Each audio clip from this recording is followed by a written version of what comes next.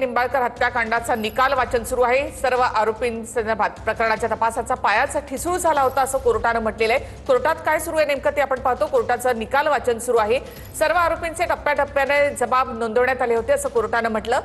या प्रकरणाच्या तपासाचा पायाच ठिसूळ झाला। सर्व आरोपींचे टप्प्याटप्प्याने जबाब झाले होते असं कोर्टाकडून सांगण्यात आलेलं आहे। निकाल वाचनादरम्यान साक्षीदारांची अनेक घरं, व्यवसाय, जंगम मालमत्ता होती आणि सगळे व्यवसाय भरभराटीला होते असे जबाब देतो आणि त्यामुळे एवढं सगळं असताना साक्षीदार 50,000 रुपये मागतो हे पटत नाही असं कोर्टानं म्हटलेलं आहे। कोर्टाकडनं निकाल वाचन सध्या सुरू आहे। या खटल्यामध्ये माफीचा साक्षीदार हा सगळ्यात मोठा दुवा असल्याचं कोर्टानं म्हटलेलं आहे। तर दोघांमध्ये राजकीय वैर निर्माण झालं होतं असं देखील निकाल वाचनादरम्यान कोर्टाने म्हटलं। 2002 नंतर पवनराजे आणि पद्मसिंह हे कट्टर राजकीय विरोधक बनले असं देखील कोर्टाने टिप्पणी केली आहे। तर साक्षीदाराला पैशांची गरज होती, त्यामुळे त्याने आरोपी क्रमांक 3 कडे 50,000ची मागणी केली होती। त्यावर साक्षीदाराला आरोपी बोलला होता की कुछ पाने के लिए कुछ खोना पड़ता है। तर साक्षीदाराची आर्थिक गरज आणि विवंचना सिद्ध होत नाही असं कोर्टानं म्हटलेलं आहे। सगळ्यात महत्त्वाचं, या प्रकरणामध्ये तपासादरम्यान कोणाचाही फोन जप्त करण्यात आला नव्हता, कोणाचेही सीडीआर मागवण्यात आले नव्हते। आरोपींना अटक करताना त्यांच्या खिशामध्ये काय होतं याचीही साधी नोंद नाही असं कोर्टानं म्हटलेलं आहे। तर सीबीआयच्या कार्यपद्धतीवर देखील न्यायालयाकडून टिप्पणी करण्यात आलेली आहे। थेट आपण जाऊयात कोर्टाच्या बाहेर। आमचे प्रतिनिधी गिरीश गायकवाड यांच्याकडे। गिरीश,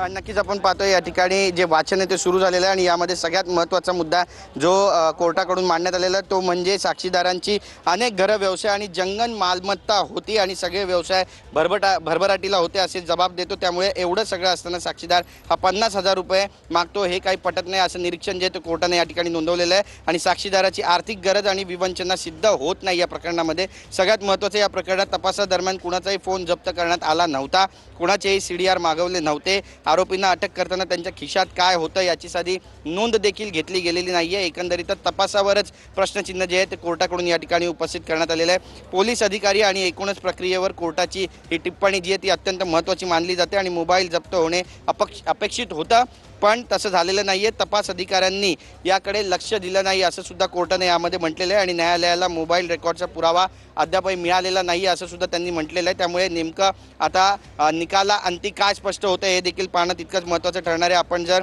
थोडं मागे गेलो तर यामध्ये कोर्टाशिवाय दुसरं काही आपण पाहतोय की घटनेचा दिवस होता आणि हजर नव्हता असं सुद्धा त्यांनी म्हटलेलं आहे आणि माफीचा साक्षीदार कुठेही पलटतो असं निदर्शनास आलं आहे असं देखील म्हणण्यात आलेलं आहे। आणि उर्वरित सर्व आरोपी जामिनावर सुटले होते आणि त्यामुळे बाकी सगळे एन्जॉय करतात असं देखील अर्ज त्यामध्ये आलेले आहेत आणि 5 मार्च 2019चा तसा अर्ज त्यांनी केलेला असं देखील म्हटलेलं आहे। या अर्जातील मजकुरावरून इतर आरोपींच्या विरोधात त्याच्या मनात ईर्ष्या निर्माण झाल्याचं दिसतं आणि संशयाचे ढग आणखी जास्त गडद होतात कुठेतरी या संपूर्ण प्रक्रियेवर आणि तपासावरच आता सीबीआय कोर्टाने या ठिकाणी ताशेरे ओढलेले आहेत आणि सोबतच बरेच प्रश्नचिन्ह सुद्धा उपस्थित केलेले आहेत। ज्या यंत्रणा होता त्यांनी योग्य पद्धतीनं तपास केला नाही असं सुद्धा एकंदरीत त्यांच्या म्हणण्याचा सूर दिसतोय आणि आधी नकारलेला कबुली जबाब तपास यंत्रणानं नंतर विचारात घेतला असं देखील म्हटलेलं आहे। आणि यानंतर साक्षीदारांना पैशाची गरज होती, त्यामुळे त्याने आरोपी क्रमांक 3 कडे 50,000ची मागणी केली होती। त्यावर साक्षीदाराला आरोपी बोलला होता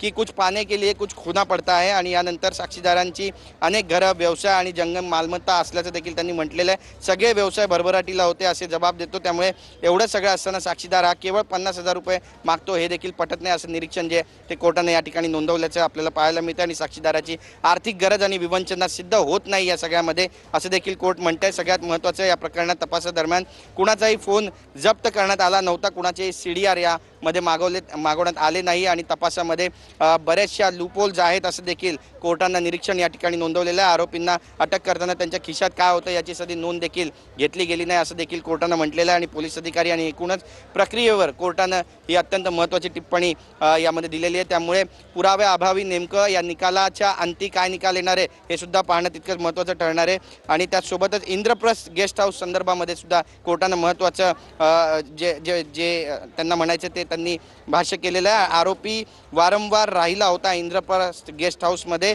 असं सांगण्यात आलं, मात्र त्याचाही थेट कुठलाही पुरावा किंवा कागद रेकॉर्डवर दिलेला नाही आहे आणि साक्षीदारांना वेगवेगळ्या कथा सांगितल्या आहेत, त्याला इतर कुठलाही पुरावा नाही असं देखील कोर्टानं म्हटलेलं आहे। आणि न्यायालयाला मोबाईल रेकॉर्डचा कुठलाही पुरावा देण्यात आला नाही तपास यंत्रणांकडून, हे देखील त्यांनी नमूद केले.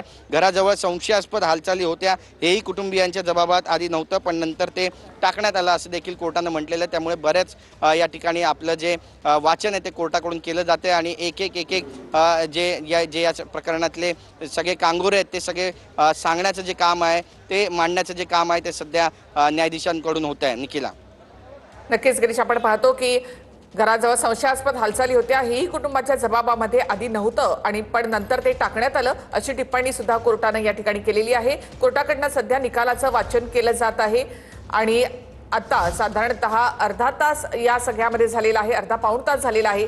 या निकालाचं वाचन कोर्टाकडनं केलं जाते. जी गिरीश.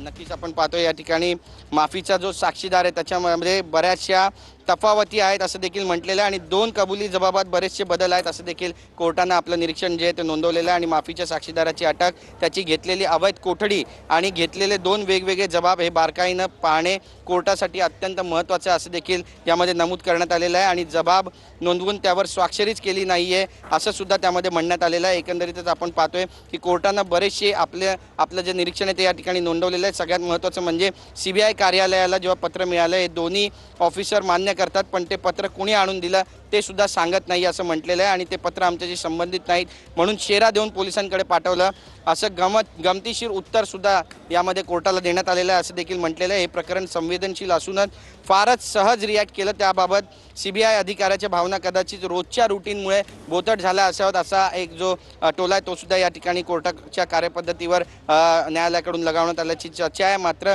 अचानक नंतर त्यांना जाग आली आणि हे पत्र जे आहे ते मागवून आणण्यात आलं असं देखील सांगण्यात आलं आहे. पत्राचा कोणताही रेकॉर्ड नाही आहे आणि हे पत्र वडिलांना सोडवण्यासाठी CBIच्या सांगण्यानुसारच लिहिलं गेलं असं त्याच्या मुलीनं नंतर सांगितलं. तर माफीचा जो साक्षीदार आहे त्याच्या मुलीनं जी काही प्रक्रिया पुढे केली होती CBI कोर्टामध्ये, त्या संदर्भातलं हे निरीक्षण कोर्टाकडून नोंदवण्यात आलेलं आहे. आणि हस्ताक्षर आणि सही हे मान्य आहे, पण त्यातील मजकूर पुराव्याला पूरक म्हणून घेता येत नाही असं देखील कोर्टानं म्हटलेलं आहे. आणि माफीच्या साक्षीदाराचा कबुली जबाब हा कायद्याला धरून नव्हता हे देखील दिसून येतं असं कोर्ट म्हणतंय. सरकारी वकिलांनाही म्हणावी तशी काळजी घेतली नाही असे देखील ताशेरे कोर्टाकडून ओढण्यात आलेले आहेत. आणि चार्जशीट दाखल होण्याच्या काही दिवस आधी पुन्हा माफीच्या साक्षीदाराचा जबाब नोंदवण्यात आला. त्याला प्रश्न विचारलं, उत्तरे घेतली, 24 तासांच्या ऐवजी 100 तासांचा वेळ दिला आणि पुन्हा बोलवून जबाब नोंदवला असं देखील म्हणण्यात आलेलं आहे. आरोपीनं काय सांगितलं, त्याचा हेतू काय होता, तो कोणत्या मनस्थितीत आहे आणि स्वेच्छेनं देतोय का हे पाहायला हवं असं देखील कोर्टानं म्हटलेलं आहे. जबाब नोंदवून न्यायाधीशांनी त्यावर स्वाक्षरीच केली नाही असं देखील एक निरीक्षण जे ते कोर्टाकडून म्हणण्यात आलेलं आहे. आणि माफीच्या साक्षीदाराच्या जबाबात बऱ्याच तफावती आढळलेल्या आहेत, 2 कबुली जबाबात बरेच बदल आहेत असं सुद्धा म्हटलेलं आहे. आणि माफीच्या साक्षीदाराची अटक, त्याची घेतलेली अवैध कोठडी आणि घेतलेले 2 वेगवेगळे जबाब हे बारकाईनं पाहणं कोर्टासाठी महत्त्वाचं ठरणार आहे असं देखील त्यांनी म्हटलेलं आहे. एकंदरीतच आपण पाहतोय की वाचन सुरू झालेलं आहे आणि आतापर्यंतच्या निकालाचं वाचन पाहता सरकारी पक्ष आणि तपास यंत्रणांतील असंख्य त्रुटी दर्शवणारा हे सगळं आहे असं देखील कोर्टाकडून सांगण्यात आलं. आणि कोर्टाकडून आता सविस्तर निकालाचं जे वाचन आहे ते या ठिकाणी होतं आहे. आरोपीनं ट्रेननं वेगवेगळ्या